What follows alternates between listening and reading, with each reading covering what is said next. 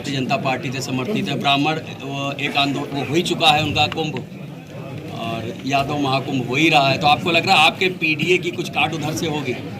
देखिए, पीडीए इतना बड़ा परिवार है, इसमें सब हैं। अगर आप दुखी हो तो भी आप पीडीए के परिवार के हो। जो दुखी है वो सब पीडीए परिवार है। आज दुखी ज्यादा है, खुश मात्र कुछ लोग हैं। इसलिए जो दुखी है वो पीडीए के साथ है, जिसके साथ अन्याय हो रहा है वो पीडीए के साथ है, जो भेदभाव का हटाना चाहता है, सामना करना चाहता है, वो पीडीए परिवार है। आज मुख्यमंत्री जी राज्यपाल जी से मिले, चर्चा है, मंत्रिमंडल विस्तार हो रहा है, अधिसूचना से पहले हो जाएगा। राजभर अगर वो गवर्नर हाउस गए, कोई रास्ते में जानवर तो नहीं मिला, टकरा जाए गाड़ियां, सोचो। अरे आप ही लोग थे, मीडिया के लोग कह रहे थे मुख्यमंत्री जी है ही नहीं उस फ्लीट में। अरे ऐसा मत करो, जिसका दाना उसका गाना। सोचिए कितने लोग घायल हुए। ये कोई समस्या नहीं है। हम लोगों ने सदन में और सदन के बाहर और जब कभी आप लोगों से मिले ये बात कही हम लोगों ने। न जाने कितने लोगों की जान जा चुकी है, हर दिन आज भी जान जा रही है। वो जानते हैं कि जान जा रही है, किसान की भी जान जा रही है, इसीलिए तो वो लाए मुख्यमंत्री खेत सुरक्षा योजना। वो मुख्यमंत्री खेत सुरक्षा योजना नहीं है, मुख्यमंत्री सांड सुरक्षा योजना है वो। तो चाहे आप गवर्नर हाउस चले जाओ, और हो सकता है उन्होंने भी अखबार पढ़ लिया हो कि होली नहीं मनाएंगे, और फिर जिन्हें पैकेज दिया था, अरे पैकेज का पार्ट मंत्री भी तो है, क्या पैकेज का पार्ट मंत्री नहीं है? भाई आपने समाजवादियों को छीन लिया, समाजवादियों को आपने राती रात मना लिया, पटा लिया, लालच दे दिया, तो भाई अब उनको मंत्री भी तो बनाओ। भाई दिनेश शर्मा जी को आपने रिप्लेस किया एक दूसरे उससे। अब भाई डिप्टी सीएम वो फेल हो चुका है, स्वास्थ्य सेवाएं ठप है, तो अब उनको रिप्लेस किससे करोगे? हमारे ही पार्टी के किसी नेता से तो रिप्लेस करोगे। भाई रिप्लेसमेंट होना है। जो आपने आश्वासन दिया है अब कैसे पूरा करोगे? तो हमें उम्मीद है कि जो समाजवादी पार्टी गए वो भी शपथ लेंगे। चुनाव आयोग, अरे भाई हम आपसे पूछ रहे शपथ लेंगे कि नहीं लेंगे? अगर भाई गवर्नर हाउस की खबर सुनाई आपने तो अच्छी बात है, लेकिन कम से कम हमें ये तो बता दो, हमें एनलाइटन कर दो कि क्या हमारी पार्टी के गए हुए लोगों को भी कुछ शपथ मिल रही है कि नहीं मिल रही है। आज चुनाव आयोग है, यहाँ पर सारे अफसर आए हुए उत्तर प्रदेश के, जितने भी कप्तान हैं, जीएम हैं इस वक्त सब। देखिए उससे होना क्या है, हो सकता है रणनीति बना रहे हो कि समाजवादियों का वोट कैसे रोकना है। क्या पता इलेक्शन कमीशन ये रणनीति बना रहा हो, क्या पता पुलिस अधिकारी और डीएम मिलकर के ये रणनीति बना रहे हो। याद कीजिए कन्नौज में 10 परिवार हम लोगों ने ढूंढे जो जिंदा थे, उनके वोट काट दिए, डिलीटेड। आपने किस पे कार्रवाई की? बीएलओ पे। अरे डीएम को सस्पेंड करना चाहिए था, आपको आरओ को सस्पेंड करना चाहिए था। समाजवादियों ने जब आरोप लगाया था कि जानबूझ करके यादव हो, मुस्लिम हो, पीडीए हो, उसको बीएलओ नहीं बनाना है, क्या आपको नहीं पता? बीएलओ वही बन रहे हैं जो ये नहीं है। ये कहां का कानून निर्देश था? क्या इलेक्शन कमीशन इस बात को सुनेगा? और फिर जब हम लोगों ने आरोप लगाया, इलेक्शन कमीशन ने नोटिस दिया हम लोगों को कि आप किस आधार पे कह रहे हैं डिलीटेड वोट हैं, तो हम लोगों ने 18,000 वोट जो डिलीट हुए, जो जिंदा थे, जिन्होंने 2019 में वोट डाले थे और 2022 में वोट नहीं डाल पाए, वो सब समाजवादी वोट था जो आपने जानबूझकर वोटर लिस्ट से निकाल दिया। और यहाँ जितना कार्यकर्ता नेता बैठा, और आप लोग जानते होंगे कि पर्ची लेकर के जाते हैं, बाहर की वोटर लिस्ट में तो नाम है, लेकिन जब अंदर जाते हैं वोटर लिस्ट में नाम नहीं होते, तो उसका जिम्मेदार कौन है? क्या इलेक्शन कमीशन 18,000 वोट जो गलत डिलीट हुए थे, क्या आरओ के खिलाफ कार्रवाई करेंगे, उनको सस्पेंड करेंगे? कार्यकर्ता जो यहाँ मौजूद है, जो संगठन मौजूद है, मैं संगठन का धन्यवाद देता हूँ, और मुझे उम्मीद है कि संगठन को जो जिम्मेदारी दी गई है उस जिम्मेदारी को पूरी ईमानदारी से निभाएंगे। आने वाले समय में लोकतंत्र बचे, बाबा साहब भीमराव अम्बेडकर जी का संविधान बचे, जो रास्ता डॉक्टर राममनोहर लोहिया जी ने दिखाया नेताजी ने जो रास्ता संघर्ष से बनाया और जो समाजवादी पार्टी इंडिया अलायंस के साथ साथ पीडीए परिवार को लगातार बढ़ाने की कोशिश में हमें पूरा भरोसा है कि आने वाले समय में भारतीय जनता पार्टी का उत्तर प्रदेश से सफाया होगा।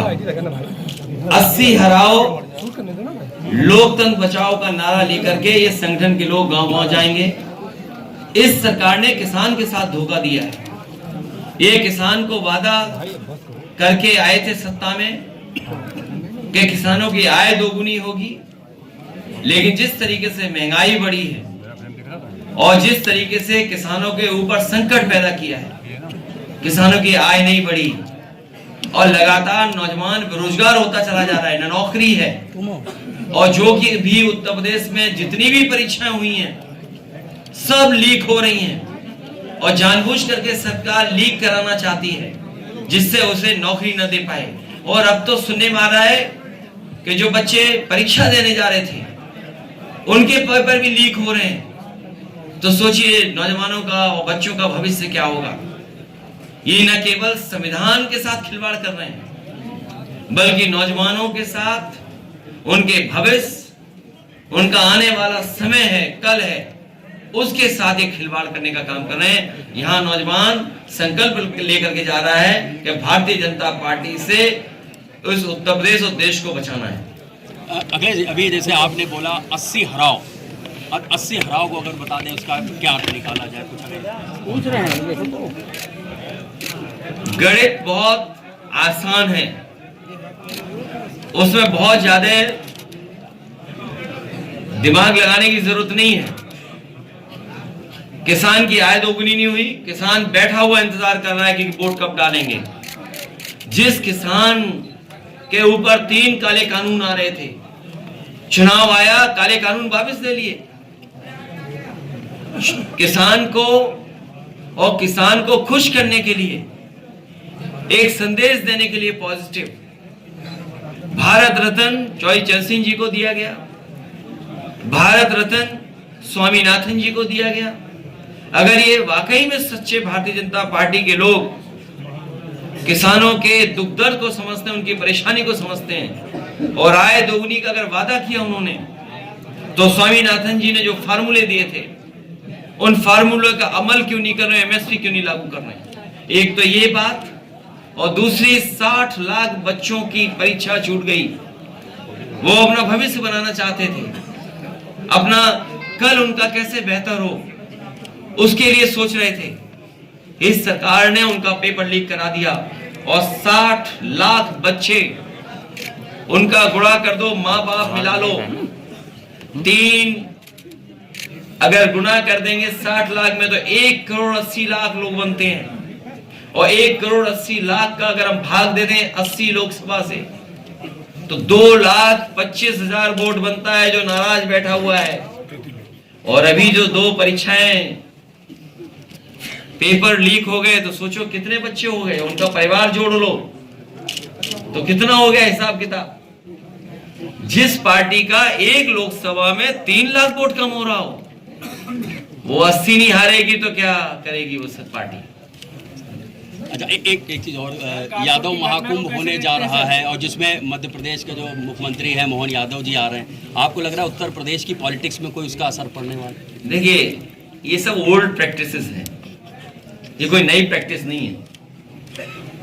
ये राजनीति में ये सब ओल्ड प्रैक्टिसेस है, ओल्ड ट्रिक्स हैं जो कभी कामयाब नहीं होती।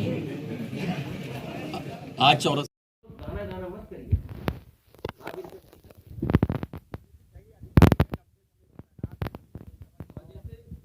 वो अमर उजाला ने खुद लिखा था एक कमिश्नर के लेकर के, जिसने अमर उजाला की न्यूज है कि कमिश्नर ने आजम खान साहब को फंसाया, उसको फिर एक्सटेंशन मिल गया। सोचिए कल जिस अधिकारी पे आपने एलिगेशन लगाया, और एलिगेशन नहीं, मैं तो आपको खुला कहता हूं, जिस अधिकारी ने कन्नौज में रेड कार्ड इश्यू किए थे उसको फिर कानपुर भेज दिया। लेकिन अरे ये बातें हम नहीं समझते क्या? सब समझते हैं हम। एक को नोडल अफसर बना दिया है। ये बीजेपी की सरकार में कोई सुरक्षित नहीं है। और ये जो 2 बहनों का है घटना जो सुनने में आ रही है, ये जीरो टॉलरेंस कहां चला गया इनका? ये सरकार जो कहती थी लॉ एंड ऑर्डर को लेकर जीरो टॉलरेंस है, इनका जीरो टॉलरेंस ही जीरो हो गया। और फिर करप्शन जीरो टॉलरेंस, आप विधायकों को खरीद रहे हो, जीरो टॉलरेंस करप्शन की बात कर रहे हो आप। समाजवादियों के विधायक खरीद लिए पैसा देकर के आपने। सुनने में आ रहा है कि बड़ा बड़ा पैकेज मिला है इन लोगों को। सुनने में आ रहा है कि 2 साल बाद रजिस्ट्री कराएंगे, अभी रजिस्ट्री नहीं कराएंगे, अभी पकड़े जाएंगे फ्लैट की रजिस्ट्री होगी तो। सोचिए आप, अपना फ्लैट भी देखा है रात में, 3 लोगों को विला मिला है, स्क्वायर फीट के हिसाब से नहीं विला मिला। अरे भाई, जब तुम्हारे को पैकेज मिलता है तो उन्होंने पैकेज ले लिया तो क्या करेंगे? नहीं, अरे सरकार के विभाग से 7 करोड़ 5 करोड़ 3 करोड़ मिलता है, नहीं मिलता क्या? अभी बात छिपी कहाँ है? तो भाई वो विधायक हैं, सरकार बनवा रहे हैं, हमें धोखा दे रहे हैं, हमें छोड़ के जा रहे हैं। तो वो रात में चुपचाप विला देखने गए थे। बताइए आप, हद हो गई। बीजेपी के लोग कह रहे हैं हृदय परिवर्तन हो गया। अध्यक्ष जी, आत्म मंथन किया था उन्होंने क्या? जो बागी विधायक थे अध्यक्ष जी, ये गए थे दर्शन करने अयोध्या, वहां से फिर बोले कि हमको रोका जा रहा था। अरे यार, आपके कैमरे अंधे हैं क्या? कैमरे अंधे थोड़ी होते हैं। याद कीजिए, प्रभु शालिग्राम जब आया था तो मैंने कहा कि भाई ऐसा है, कुछ काम हम जानते नहीं है, क्योंकि जैसा ब्राह्मण कहते हैं वो हम मानते हैं। तो हमने कहा हमारी पार्टी के सबसे वरिष्ठ यही हैं, तो प्रेस को भी यही सब जानकारी देंगे। बताओ उन्होंने जानकारी दी थी कि नहीं दी? एक काम करो, वीडियो चलाओ वाला, हालांकि थोड़ा उसमें शब्द गलत लिखे हुए हैं, किसी ने व्हाट्सएप पे सर्कुलेट किया था। तो बताओ हम चला दें, अगर बुरा ना मानो तो? नहीं चलाइए, फिर बुरा ना माने तो नहीं भाई, ऐसा नहीं चलवाएंगे। होली आने वाली, बुरा नहीं हाँ ठीक है, धन्यवाद। मैं उस पत्रकार साथी का धन्यवाद देता हूँ। अरे भाई, बचाना कोई केसेस हो हम पर दो पार्टी के लोगों पे। चलाइए वो व्हाट्सएप वीडियो जो है, अभी चलेगा, देखिए, ऑन करो भैया, हटाओ, देख लो, ऑन करिए, ऑन करिए। कहाँ है वो? ऑन आ रहा है। और आप लोग भी एंजॉय करिए देख कर, क्योंकि प्रभु राम पर राजनीति करना समाजवादियों ने दिया। और मैं कहूंगा आपसे कि अगर आपका चैनल जिम्मेदार है, ईमानदार चैनल है, अगर जिसका दाना उसका गाना नहीं करेगा आपका चैनल, तो ये बात आप जरूर पूछ करके हमें बताएंगे इलेक्शन में, जनता जान जाए।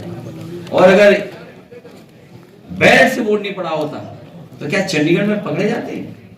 बताओ, अधिकारी से आप वोट खराब करवा रहे हो बैलेट में, वो तो पकड़े गए बैलेट की वजह से। तो बताओ, 18,000 वोट जो डिलीट हुए हैं उसके बारे में आप पूछेंगे कि नहीं पूछेंगे इलेक्शन कमीशन में? क्या आरओ सस्पेंड होंगे कि नहीं होंगे? अगर एक भी आरओ सस्पेंड हो गया तो उत्तर प्रदेश में किसी भी आम नागरिक का वोट डिलीट नहीं हो सकता। 2 महीने पहले ये शिकायत, मैंने सवाल पूछा था चुनाव आयोग में कि जो शिकायतें समाजवादी पार्टी की तरफ से की गई थी विधानसभा में, वो सभी शिकायतें निस्तारित हुई क्या? उन्होंने कहा कि सारी शिकायतें निस्तारित हो गई जितनी आपने दी। अरे आप कैसे कह सकते हैं निस्तारित? कागज दे दीजिए, हम आपको 18,000 हमारे जो पत्रकार साथी हैं इस चैनल के मैं इनको पीडीएफ फाइल भेजने जा रहा हूँ। मैं अपनी ऑफिस के लोगों से कहूंगा कि आपको अपने मेल दे दीजिए मुझे, उनको पूरी पीडीएफ भेज दूंगा, मैं पूरी सूची भेज दूंगा 18,000 वोटर की डिलीटेड। और तुम्हें भी उन पे बताओ किस पे कार्रवाई हुई। और कन्नौज में जिस पे उन्होंने बीएलओ को सस्पेंड किया, भाई आरओ को क्यों नहीं टर्मिनेट कर रहे हैं आप? आरओ पे कार्रवाई क्यों नहीं कर रहे हैं? आरओ जिम्मेदार है, बीएलओ तो एक छोटा अधिकारी है। आप अपना छोटे पे अधिकारी पे काम कर कर निकले जा रहे हैं। अगर वो शिकायतें आपकी निस्तारित ही नहीं हुई हैं तो फिर लोकसभा चुनाव कैसे कराएंगे उसके ऊपर? तो इसी तो कह रहे लोकतंत्र खत्म हो गया। अभी तो थोड़ी बहुत आजादी है आपको बोलने की, पूछने की, अगली बार आजादी नहीं रही आपकी। सर, कल आप लोगों ने क्या मांग की है? चूंकि आपके प्रतिनिधि भी वहां पे हमने पूरा लिख करके दिया, हमने पूरा जितनी शिकायतें थी लिख कर दे दे। मैं कहूंगा पार्टी का एक कॉपी ने भी दे दे कि जो हमारी डिमांड रही है और जो हमने 18,000 वोट की डिलीटेड कहा था, और कन्नौज का स्पेशली, वो सब हम आपको देंगे। और ये अमूमन है कि जो वोटर लिस्ट बाहर होती है, जब आप वोट पर्ची लेकर के अंदर जाते हैं तो नई वोटर लिस्ट मिलती है, वहां उसमें आपका वोट ही नहीं होता है, आप ढूंढते रहिए अपना वोट। और अधिकारी सेंट्रल फोर्स होती है, जबकि आपके जो एजेंट हैं वो अंदर रह सकते हैं, पोलिंग एजेंट, लेकिन सेंट्रल फोर्स उनको बाहर निकाल देती है। इलेक्शन कमीशन इस बात को भी क्लियर करे कि पॉलिटिकल पार्टीज के जो पोलिंग एजेंट्स हैं वो अंदर रह सकते हैं कि नहीं रह सकते। सेंट्रल फोर्स उनको निकाल देती है, क्योंकि कानून और नियम नहीं है ऐसा। कई अधिकारी ऐसे हैं जो लंबे समय से उत्तर प्रदेश में अभी भी तैनात हैं। क्यों आपने सुप्रीम कोर्ट का नहीं देखा जब वो चंडीगढ़ में पकड़ा गया? अरे जिस भारत में मुख्यमंत्री को एफआईआर लिखानी पड़ रही हो, भाई मुख्यमंत्री को एफआईआर लिखानी पड़ रही है, उसके विधायक को सेंट्रल फोर्स उठा के ले गया। कुछ भी कहते रहे। अब ये जो महासंघ की बात की थी आपने, महाकुंभ की बात की, मैं केवल 2 उदाहरण दूंगा एक और 3। पहला, जो फेक इनकाउंटर हुआ था, वो जिम का इंस्पेक्टर था नोएडा का यादव। क्या उसके जो फेक इनकाउंटर करने वाले अधिकारियों की कार्रवाई हुई? इसी तरह जालौन में और झांसी में बॉर्डर पे एक पुष्पेंद्र यादव की हत्या हो गई, पुलिस ने मारी उसको, फेक इनकाउंटर किया। और उसकी पत्नी ने कहा कि अगर 1 साल में मुझे न्याय नहीं मिला तो मैं भी आत्महत्या कर लूंगी। उस बेचारी पत्नी ने आत्महत्या कर ली। क्या सरकार ने मदद की? और जिन अधिकारियों ने उसका फेक इनकाउंटर किया, तो क्या उन अधिकारियों के खिलाफ कार्रवाई की सरकार ने? और फिर केस कहां से लिखा गया था? हाई कोर्ट जाना पड़ा, तब जाके उन पुलिस के खिलाफ FIR हुई। एक पुजारी लड़का जौनपुर का, पुजारी यादव, उसको फेक इनकाउंटर में जान ले ली उसकी। जब उसके परिवार के लोगों ने कार्रवाई की तो 9 या 11 पुलिस के लोग जेल चले गए। एक दिन दिल्ली के बहाने उसके घर परिवार के लोगों को परेशान करने पकड़ने आए थे। सोचो, जब गांव वाले इकट्ठे हुए और गांव वालों ने दौड़ाया पुलिस को, तो पुलिस वाले कहने लगे क्योंकि इसका बिजली का बिल पेंडिंग था इसलिए हम इससे बिजली का बिल लेने आए थे। अरे रात में STF बिजली का बिल लेने जाएगी? गाना गाना मत करिए आप।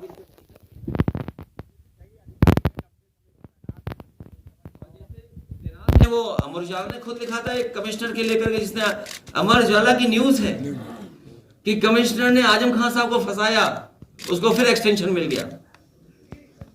सोचिए कल जिस अधिकारी पे आपने एलिगेशन लगाया, और एलिगेशन नहीं, मैं तो आपको खुला कहता हूं, जिस अधिकारी ने कन्नौज में रेड कार्ड इश्यू किए थे उसको फिर कानपुर भेज दिया। लेकिन अरे ये बातें हम नहीं समझते क्या? सब समझते हैं हम। एक को नोडल अफसर बना दिया है। ये बीजेपी की सरकार में कोई सुरक्षित नहीं है। और ये जो 2 बहनों का है घटना जो सुनने में आ रही है, ये 0 टॉलरेंस कहां चला गया इनका? ये सरकार जो कहती थी लॉ एंड ऑर्डर को लेकर 0 टॉलरेंस है, इनका 0 टॉलरेंस ही 0 हो गया। और फिर करप्शन 0 टॉलरेंस। आप विधायकों को खरीद रहे हो, 0 टॉलरेंस करप्शन की बात कर रहे हो आप। समाजवादियों के विधायक खरीद लिए पैसा देकर के आपने। सुनने में आ रहा है कि बड़ा बड़ा पैकेज मिला इन लोगों को। सुनने में आ रहा है कि 2 साल बाद रजिस्ट्री कराएंगे, अभी रजिस्ट्री नहीं कराएंगे, अभी पकड़े जाएंगे फ्लैट की रजिस्ट्री होगी तो।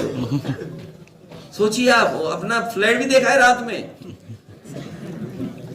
3 लोगों को विला मिला है, स्क्वायर फीट के हिसाब से नहीं विला मिला। अरे भाई, जब तुम्हारे को पैकेज मिलता है तो उन्होंने पैकेज ले लिया तो क्या करेंगे? नहीं, अरे सरकार के विभाग से 7 करोड़ 5 करोड़ 3 करोड़ मिलता है, नहीं मिलता क्या?